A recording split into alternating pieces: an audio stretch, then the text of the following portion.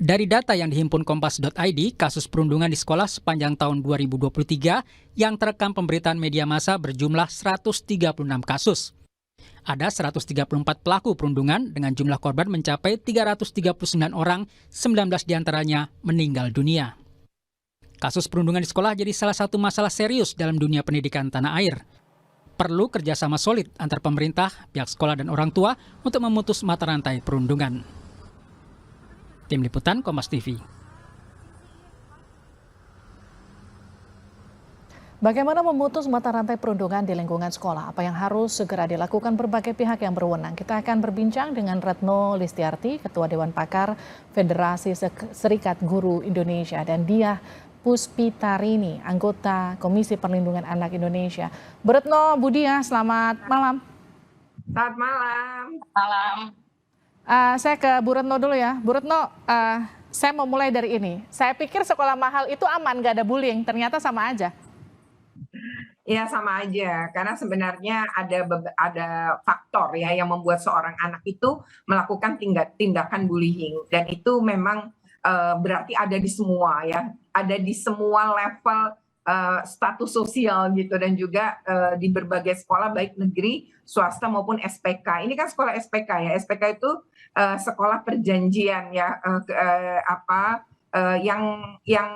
izinnya itu langsung pada Kemendikbud gitu. Jadi Kemendikbudristek, tidak lewat Dinas Pendidikan gitu. Tapi secara umum sebenarnya faktor anak melakukan tindak kekerasan itu sama di semua tempat gitu ya. Mulai dari pengasuhan, kemudian juga pertemanan gitu ya, lingkungan pertemanan. Karena ini anak-anak kan dalam kondisi kalau secara psikologi berada pada fase middle ya. Nah, kemudian yang ketiga gitu ya, itu memang faktor pengasuhan keluarga itu juga sangat berpengaruh, termasuk bagaimana sekolah itu membangun sistem pencegahan dan penanganan kekerasan. Oke, saya ke Bu Diah. Faktor lingkungan keluarga dan juga sistem pencegahan di sekolah itu jadi salah satu kuncinya. Bu Diah, menurut Anda apa yang kemudian perlu dibenahi ketika kasus mulai dari Mario Dandi kemarin, kemudian sekarang muncul lagi seperti ini? Apa yang di mana yang kemudian jadi miss? Oke, ya terima kasih Mbak Livi. Jadi kita juga tidak bisa meninggalkan efek media sosial atau media sosial efek ya, di mana dari media sosial efek ini pula anak-anak kita ini mendapatkan berbagai hal, dan kalau kita melihat dari kronologis kasus kemudian sampai detik ini menjadi viral, itu pun juga tidak terlepas dari media sosial. Kemudian yang kedua, ini bukan menjadi tanggung jawab siapa, tapi seluruh pihak ya. Kenapa? Karena yang bullying atau perundungan itu memutus mata rantainya tidak dari satu sisi, tapi semua pihak. Pengawasan dari masyarakat saya kira juga penting. Kenapa? Karena kejadian di kasus ini itu di luar sekolah. Bahwa mereka anak-anak di sekolah iya, tetapi kejadian itu di luar sekolah. Ada masyarakat di sekitar yang sebenarnya mungkin mereka juga bisa mengingatkan, atau mungkin mereka juga bisa mencegah gitu. Kemudian yang ketiga adalah bagaimana kemudian kita semua itu bisa memahami bahwa perundungan, bullying itu tidak dianggap remeh gitu. Jadi untuk sebagai anak korban, kemudian keluarga pihak korban menyampaikan dan speak up, melaporkan itu tidak mudah. Jadi kami sangat berharap setelah kasus ini diproses dengan cepat sesuai dengan Undang-Undang Perlindungan Anak, kemudian ada anak berkonflik dengan hukum pun juga diproses sesuai dengan sistem peradilan pidana anak, tentu saja dengan pendekatan restoratif justice. Begitu. Bu Diah, tim penanganan pencegahan dan juga penanganan kekerasan di sekolah itu kan sebetulnya sudah harus dibentuk ya dalam beberapa waktu terakhir, tapi masih belum merata di setiap sekolah itu ada. Seberapa urgent ini harus dilakukan?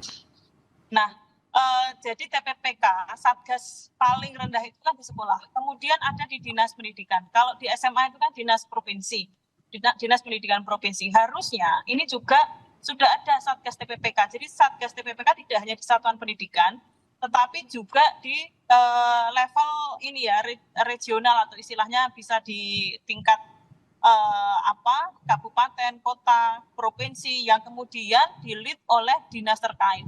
Nah, melihat kasus ini, kami sangat berharap, jadi ini tadi kami sudah berkoordinasi dengan berbagai pihak, kami terjun langsung. Kami sangat berharap ada keterbukaan dari lembaga pendidikan agar masalah ini segera tuntas sesuai dengan amanat Undang-Undang Perlindungan Anak di pasal 59 bahwa kasus perlindungan khusus anak itu harus diselesaikan dengan cepat, waktu yang cepat. Kemudian yang kedua, kami sangat berharap karena ada anak korban, ada anak berkonflik dengan hukum, tentunya ada hak dan juga ada perlindungan yang tetap harus dijadikan fokus ya. Salah satunya adalah identitas korban dan identitas anak berkonflik dengan hukum. Karena kami melihat gejalanya ini sudah sangat menyebar luar biasa tanpa ada tanpa ada filter begitu, sehingga baik anak korban, keluarga anak korban, kemudian anak berkonflik dengan hukum ini terekspos, Mbak. Nah, ini saya kira yang harus kita cegah bersama-sama, jangan sampai ini malah menjadi titik dari kejadian-kejadian selanjutnya begitu. Tapi pemulihan trauma terhadap anak korban itu sejauh mana kemudian ini juga jadi concern KPAI? Sudah, hari ini tadi kami juga memastikan bahwa itu sudah bahwa anak korban dan pihak keluarga ya. Jadi kami pastikan, kami bertemu langsung dengan anak korban, kami pastikan bahwa pendampingan psikososial itu sudah didapatkan. Itu yang pertama. Selain juga penyembuhan secara medis. Nah, yang kedua adalah pendampingan pihak keluarga yang tentu saja ada efek dan juga ada hal yang mereka harus mendampingi si anak korban ini sehingga pulih traumanya, kemudian juga sembuh total. Begitu. Saya ke Bu Retno. Bu Retno, biasanya banyak alasan bahwa anak kurang dapat perhatian di rumah sehingga kemudian dianggap berulah di sekolah. Seperti mungkin kejadian di beberapa kasus begitu. Yang jadi pertanyaan gini, lalu bagaimana peran sekolah? Sejauh mana kemudian efektivitas pendidikan di sekolah bisa mengcover kekurangan yang kemudian terjadi di rumah?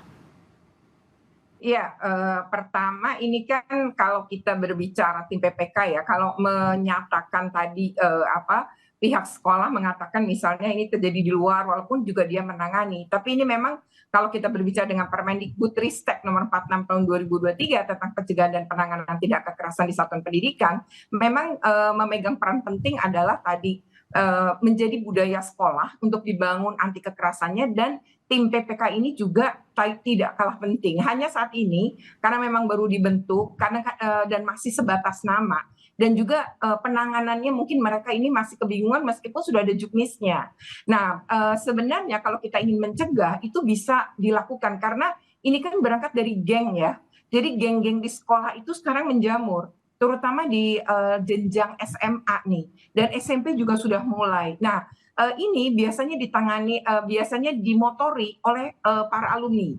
Nah, alumni sekolah ini. Nah, ini yang bagaimana pihak sekolah, tim PPK ini kan terdiri dari pendidik maupun orang tua. Nah, ini bekerja sama. Nah, kalau memang kesulitan, tentu harus pakai bantuan pemerintah daerah atau dinas terkait, tapi karena ini sekolah SPK harus dengan Kemendikbudristek.